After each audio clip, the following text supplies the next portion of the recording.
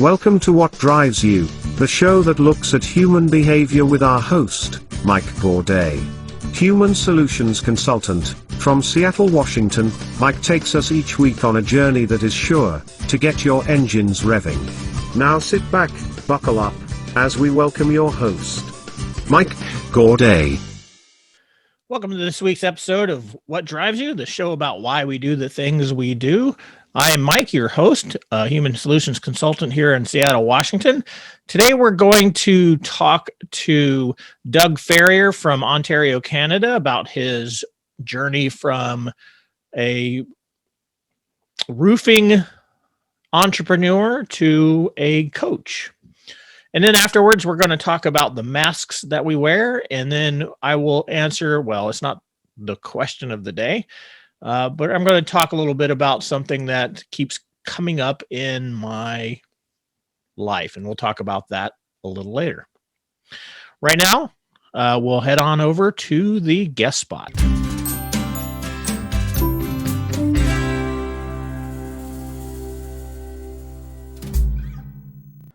Thank you for joining us this week on What Drives You. Today I have Douglas Ferrier out of Ontario, Canada, and he's going to talk with us a little bit about some changes that he's made in his life over the last few years. Hi, Douglas. How are you? I'm doing well, Michael. How are you? Oh, it's one of those days in the Pacific Northwest where the sun is shining, so it's a great day. Excellent. We're overcast here, so we had a little bit of sun earlier, just a little teaser. Yeah, how's the temperature range up there? We're probably sitting close to about 10 degrees Fahrenheit.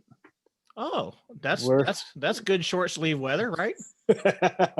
For an Eskimo or a penguin. Not so much for bald guys? Nope, definitely not. It's a little chilly up here. We got a little bit of snow on the ground. Okay. All right. So, Doug, we just talked a little bit. Why don't you tell us a little bit about yourself? Give me a little bit of background about your roofing company, and then I will ask my special questions and we'll talk about those. How does that sound? Sounds good. All right. So give it to us. I got started as a teenager. I was sent to work for family because I was a troublemaking kid, and this was the way to get me out of trouble. Send me to work hard. But here I was, teenager, getting paid good money to work out and suntan because I was working outside. Right. That was pretty enticing. I decided I was going to make a career out of it because the money was good. I chased it. I've done very well for myself. I'm over six figures now. I went from being just a laborer, working myself up to upper management in companies, and decided I wanted to have my own company, which I'm fairly successful with. Mm-hmm. And throughout the time that I've done this work, the most inspiring moments for me were when I was working one-on-one with other individuals and helping them out and giving them advice and guidance and sometimes redirection if they need it, and basically mentoring them and coaching them. Okay. So I'm going to go ahead and ask the first question. And is that what you're really passionate about? I am. I really enjoy helping people out. Just little things. Could be a little thing, could be a big thing, but even the small things, it fills me up with joy. Okay, so tell me. So you have actually moved from your roofing. Are you still doing your roofing company, and this is going to be a part-time gig, or are you actually going to transition completely into doing this? It's going to be a complete transition. I'm in the process right now of transitioning. I'm winding things down on the roofing side of it. I've got a successor in place that's going to buy out what I have, and I'm going to transition completely into the coaching world. Okay. That's a big jump, right? You would say? It is. It's a very big jump. I go from working physically 6-7 days a week, 12-hour days sometimes, sun up till sundown, to a mentally challenging job. Yeah, where I've got to be on my A game mentally all the time. And it's people orientated rather than service orientated. Okay. So tell us what you think drives that. What do you think it is that really just makes that need for you to do? When I was younger, it started with the drive for wanting more. Mm-hmm.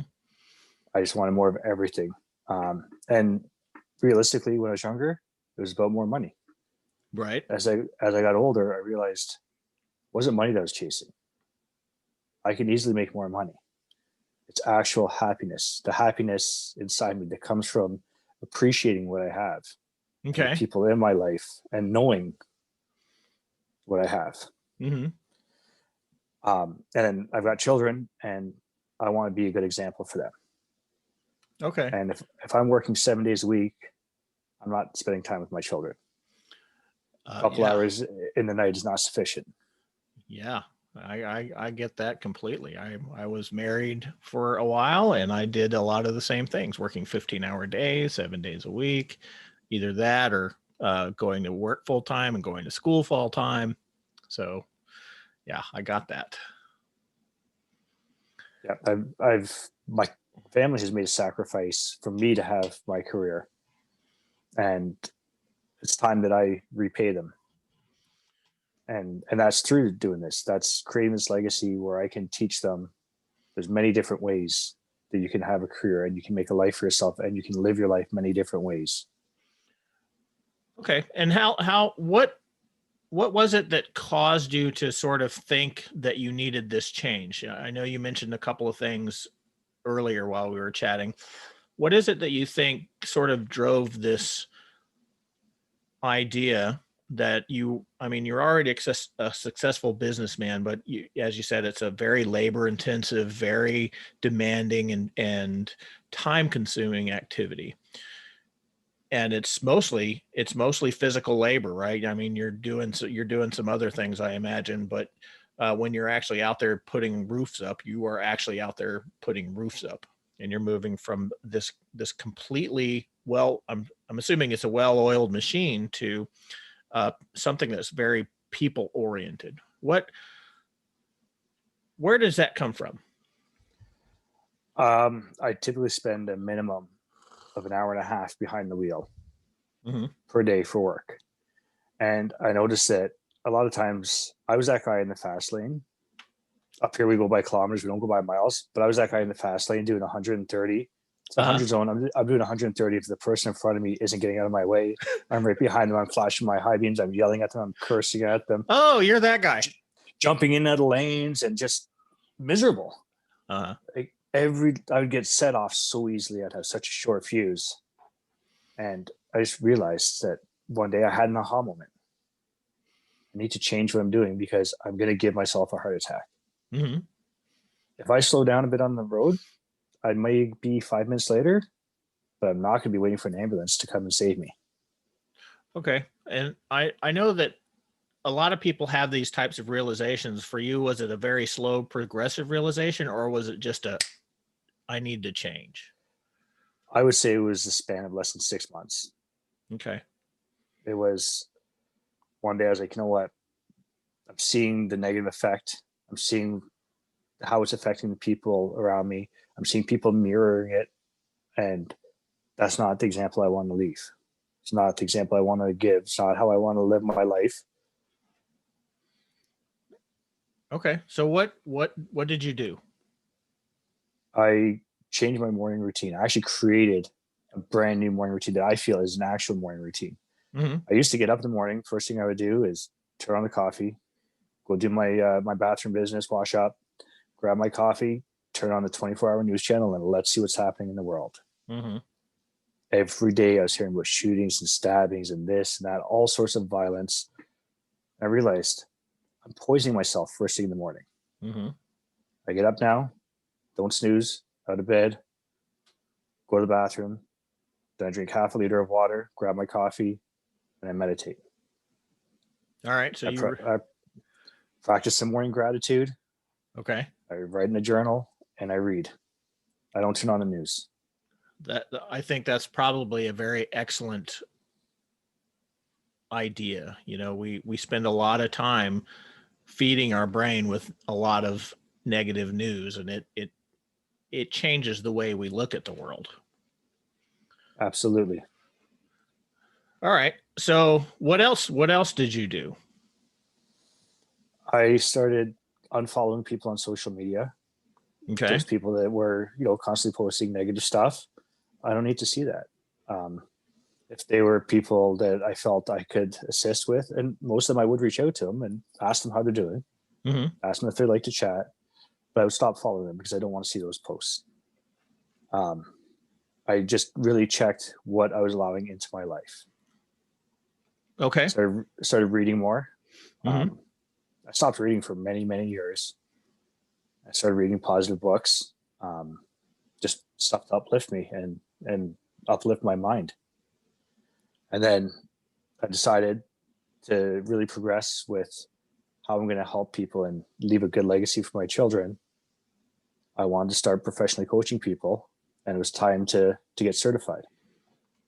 Okay. And then you did that through Robbins Medana's strategic intervention coaching. Okay. So I asked you a little bit earlier what led you to that program. Can you give us a little bit more about why you chose that program? I've been watching Tony Robbins pretty much since he started on the late night television. All those shows, order this package, order that package. But just watching that man and listening to him and consuming his information, that was in my head. And I feel like that was part of my drive since I was a teenager for more. And I wanted to strive for more, was the message I got from him. Okay. So I felt that getting certified through his training center would put me in the best position I could be in myself. And that would be the one that would speak to me the most. All right.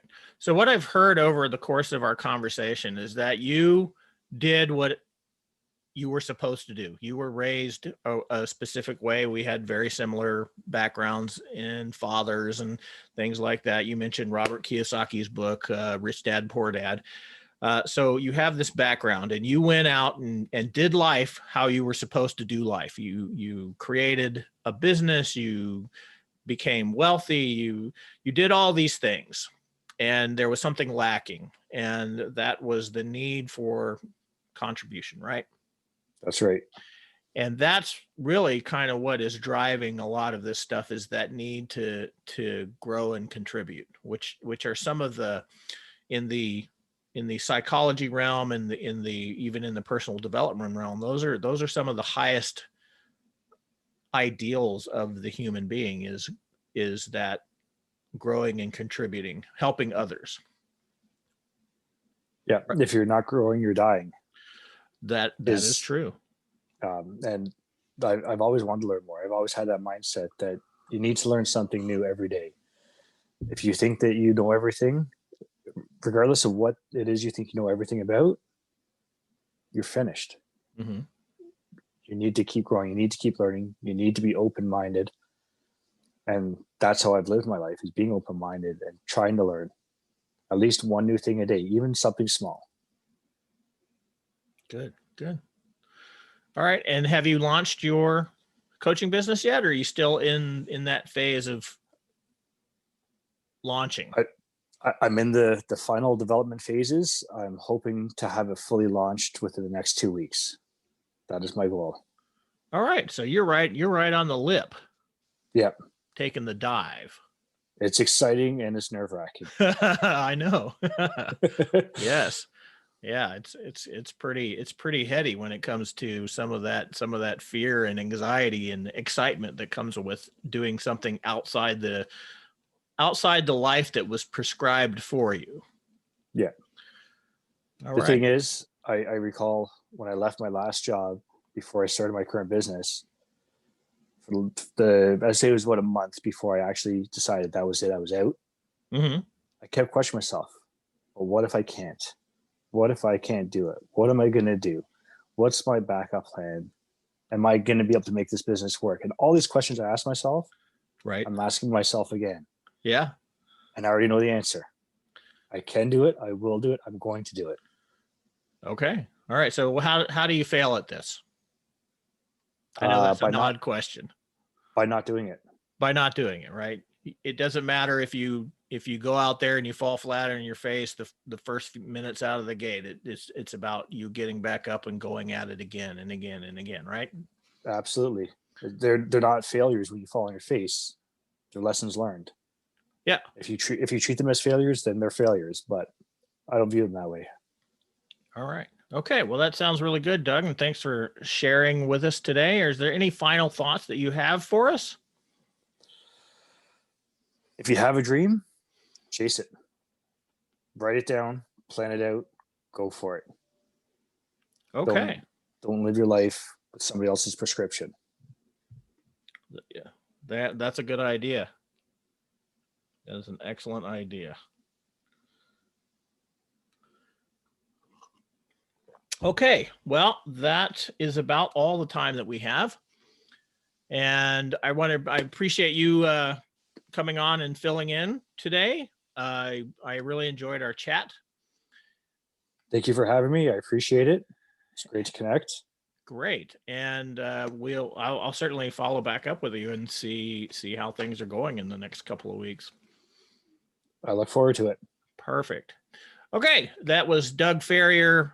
We're going to say goodbye to him. We'll be back in just a moment for our regular old session, which you're going to be a little bit surprised about this week, I think.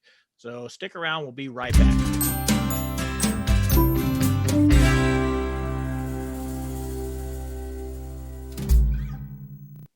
And thanks, Doug, for helping out today. I hope you appreciated listening to his story. Today we're going to talk about masks, the masks that we wear, and I'm really talking more about the things that we do to hide our vulnerabilities. And I'll be talking about this a little later when I talk about some interesting myths about lie detection. But we have a need to put on a mask when we go out into the world. You know, we have our secret life at home where we are who we are no matter what, unless we have people that are around us that we're not completely with. As soon as we start adding into that, we start putting on fronts. Okay. And this is part of the social system, right? So when we go out into public, we have a public mask, and then we have our work mask. We do have a private mask and a secret mask. Well, I would say that we don't have a secret mask. I would say that we take off our mask. At any rate, it's really the behaviors and lies that we tell people outside of our secret life. Okay, and there's reasons why we do this. First off, and I'm going to talk about this a little later, is that we have social programs that we run. And those social programs are basically lubricants for us to get through the day. So when I meet somebody, I say, hello, how are you? You say you're fine. I say great. And depending on where we are in a relational journey, we may talk more about the weather. We may talk about other stuff. We don't typically talk honestly to other people because that's kind of weird from the point of view of the person that gets told something. Here's what it looks like. You know, you ask somebody how they're doing, and then they sort of dump their emotional baggage onto the floor in front of you. It feels uncomfortable. Now, the other side of that coin is that we don't do this kind of stuff because we want to protect our vulnerabilities. And that's part of our social makeup. That's part of our survival brain in action. As if you recall, when I talked a little bit about this in one of the prior episodes, when we meet people, we have four kind of areas in which we want to put people into. You know, our first is indifference. We're very indifferent to what's going on or who that person is. And then when we start engaging with that person, we want to either put them in a friend capacity, an enemy capacity, or a potential mate capacity. And so we start looking for similarities and differences in order to categorize that. And we do this in a systematic way so that we are revealing vulnerabilities in a controlled manner in order to gain trust. Okay, so trust is a social bond. Trust is a concept that sometimes we have trouble defining, but it really is just a social bond of shared vulnerability and respect. So we put these masks on when we go to work. Though I have my professional mask. I go to work and I interact with, well, not in COVID land, but when even when I do it on Zoom, I guess I do. But we have the particular things that we don't do. We don't pick our teeth, or well, maybe some of you do. I don't know, but we have an air of professionality about us, professional behavior, and it's basically a social program that we run when we're dealing with our customers, whichever that is. So in my case, it would be clients or counseling clients, coaching clients, counseling clients, or consulting. So I treat them a little differently, but I have a professional mask on. And then when I'm home and because I live by myself, I can do whatever I want. So I can pick my teeth if I want to, and no, I don't care. I don't care what anybody thinks. And we see this too in people that, like couples and families, that you have an air of comfort, but you still only keep things private to a point, right? So when I was married and had children, there were still things that I kept to myself, that I didn't let other people in on. That's my secret, that secret me that everybody has.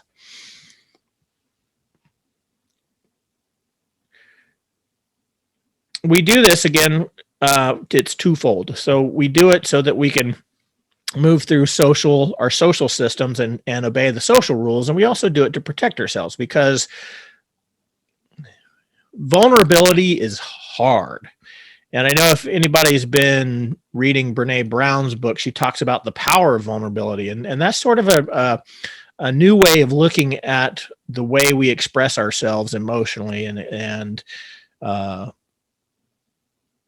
the courage that it takes to do so, because we don't really look at it that way from a natural stance. We look at it as we need to protect ourselves. So, that's why I said when you meet somebody and they violate the social rule, we automatically sort of get a thing going on in our back, in our neck. We start to get a little hitched up a little bit because something's not correct. Something's not right. Is this tracking so far? So I'm going to take this and we use these social masks in order to protect ourselves, in order to obey the social rules and everything like that. And one of the detractors of this, as if those of you who follow Brene Brown, is that it doesn't allow us for some authenticity. It doesn't allow for some real serious human connection, because we've always got these walls built up between us and them. And she's showing through her work that when we can remove some of those masks, that we can actually have better interactions with people, even in a professional setting and other settings that we don't normally show people our faces, our real faces. And of course, this is, I hope you understand that this is just a metaphor. Now, I'm going to jump over to one of the more detrimental masks that we wear, and that's that we can thank technology for that. So technology allows us to add another layer of it. And originally this was supposed to be a more acerbic topic that I was going to talk about today, but after I put it all together and looked at it, and somebody told me it was really not cool, I decided I would just redo that, and I'll perhaps put that on in the future. But at this point right now, we have the social mask of technology, and that's an additional layer that keeps us from connecting with people, and we're finding a lot more things going on. So we in a technological society, the more the technology level is in that society, the more mental illness we have.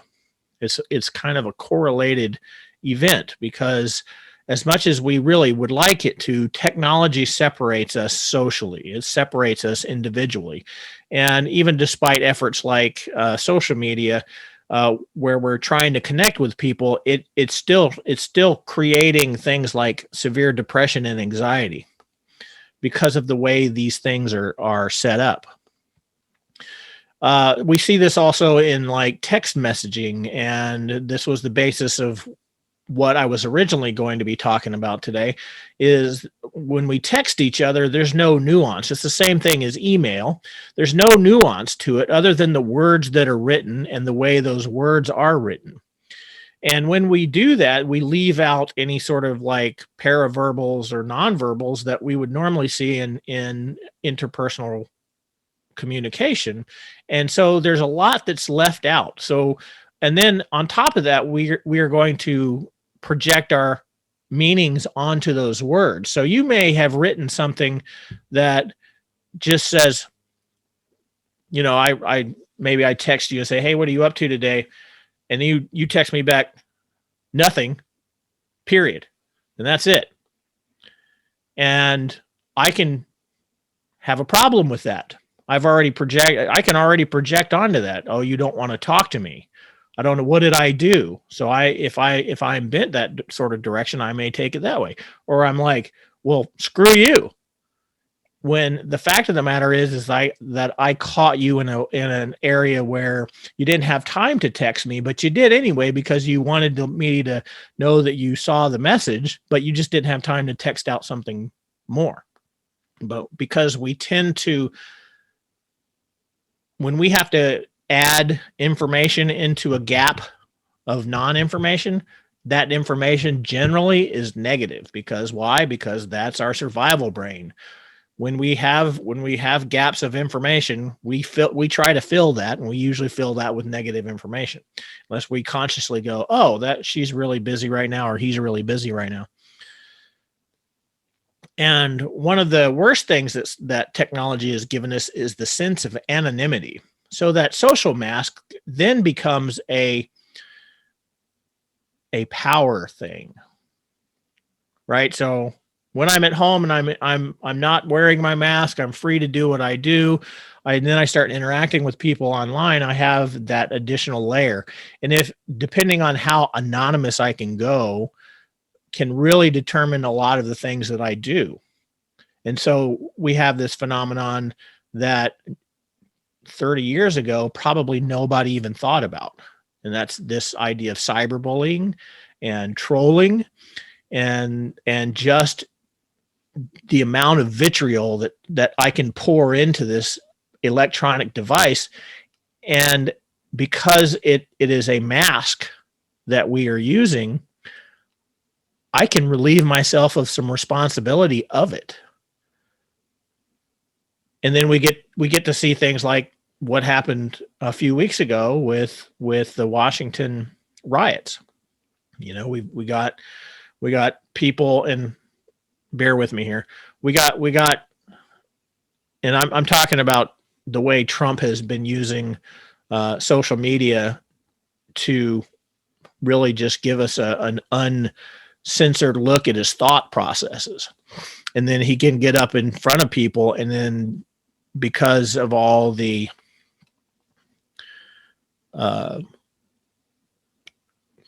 attention that he's created around that stuff, he can then incite people to action. So that's really the dangerous thing about this. And I've talked on our radio show, Tech Time Radio, we've talked about AI bots that people glom onto to help them deal with their depression. So, you know, one of the weird things about our human nature is that we have all these problems that are created by our technologically distancing system, and we're trying to solve those problems with technology. And it's not working. It doesn't work. It helps in one area, but it destroys another area. So think about that when you're out there in the world, and think about your own masks. What are the things that you are, and I'm not putting a value on this, because these things are specific to the way that we are socially connected. Our social masks are survival mechanisms, and we have to be able to have them, but because we don't want people always entering into our private lives, because people can be rude and mean and terrible, which is what I was actually going to be talking about today. But at the same time, we want to be able to lift that mask off, like at a mask ball. We want to be able to remove the mask when we need to, so that people can see the authenticity that comes through our person. Anyway, that's what I thought I would talk about today instead of what I had originally planned. I hope that was interesting to you. We will be right back, where I talk a little bit more about this, specifically in the way some people think you can tell how somebody is lying. So stick with us. We'll be right back.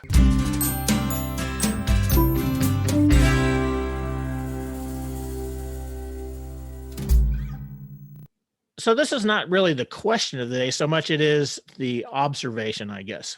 So I was online with somebody, and they were telling me how to tell if somebody is lying by something that they do with their eyes. Now, I've talked about this before.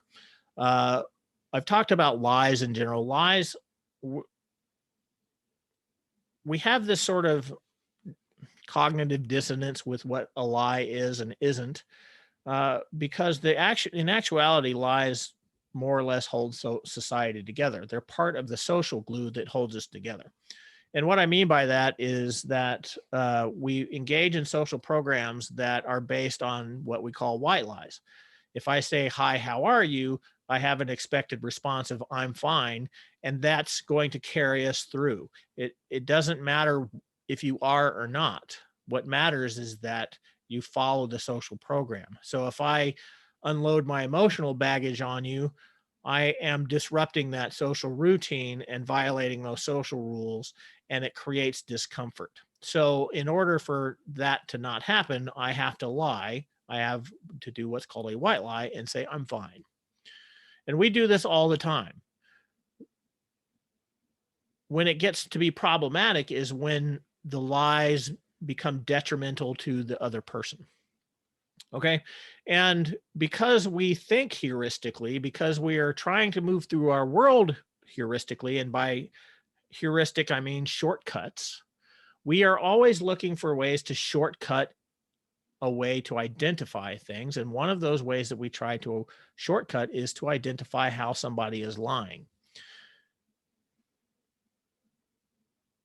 So this person was telling me that they could tell when somebody is lying, because if somebody looks up and to the left, that means they're lying. Now, I know that you may not have heard this before, but this comes from NLP, or neuro-linguistic programming, which has an ideology based around eye accessing cues. And that's what that means. And according to NLP, when you look up, you are visually accessing your memories. When you look to the side, you are auditorily accessing your memories. And when you look down, you are kinesthetically accessing your memories. So what that means is, if I look up, I'm visualizing my memories, I'm hearing memories, and I'm feeling memories. Okay.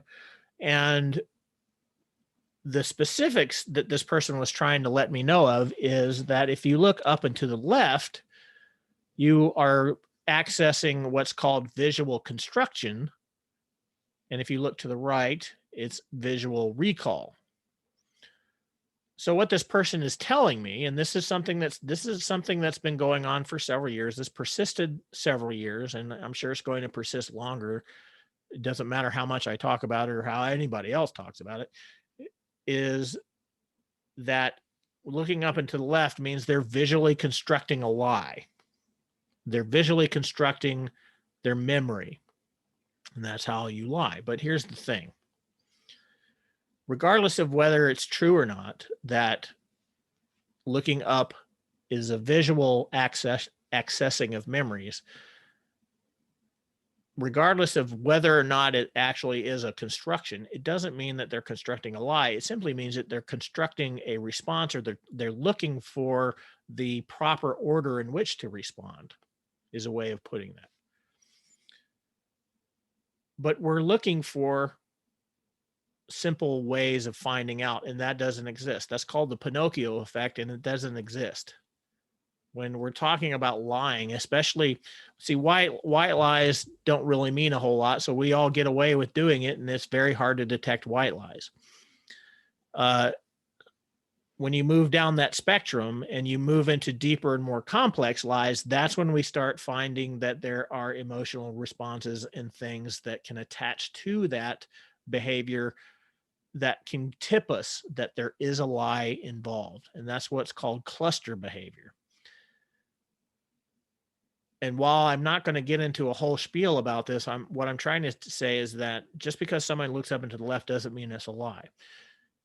Another persistent myth is that somebody who is lying to you can't look you in the eyes. Now that has been persisting because I was told as a child, look me in the eye and tell me the truth. So we have this socially represented in our brains as, if you look somebody in the eye, you're telling the truth. So what it doesn't take into account is that looking people in the eye can be very intimidating.